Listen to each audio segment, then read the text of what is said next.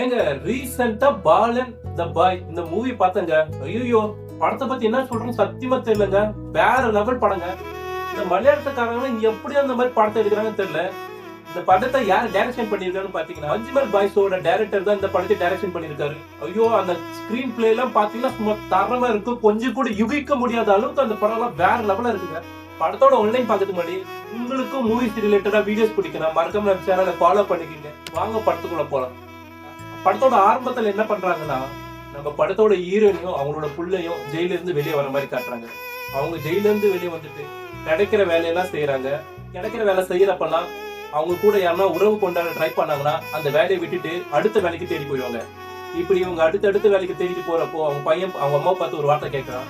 ஏமா நம்ம இந்த ஒரு வேலையை விட்டுட்டு இன்னொரு வேலைக்கு, ஒரு வேலையை விட்டுட்டு இன்னொரு வேலைக்கு போறோம்னு கேட்கறப்போ அந்த அம்மா சொல்றாங்க, எனக்கு நீ உனக்கு நான், நம்ம ரெண்டு பேருக்கும் நடுவுல வேற யாரும் வேணாம்னு சொல்றாங்க. அப்படிதான் ஒரு வேலை பிடிக்கணும்னு சொல்லிட்டு இன்னொரு வேலைக்கு போற வழியில உடல்நிலை பாதிக்கப்பட்ட ஒரு ஹோம் நர்ஸ் இருக்கும்.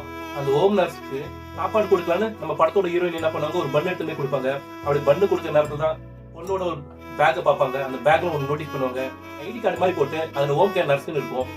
திடீர்னு நம்ம ஹீரோனுக்கு ஒரு ஐடியா வருது.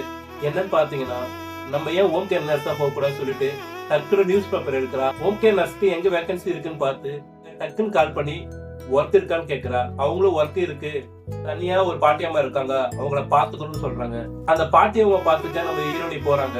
அங்க இருந்தா கதை ஆரம்பிக்குது. நீங்க நினைச்சு கூட பார்க்காத சஸ்பென்ஸ் எல்லாம் வச்சு மிரட்டி விட்டுருப்பாங்க. அந்த படம் பார்த்துட்டு இருக்க சொல்லி அந்த சஸ்பென்ஸை கண்டுபிடிச்சீங்கன்னா உங்களை மாதிரி மூவி லவர்ஸ் வேற யாருமே இல்லைங்க.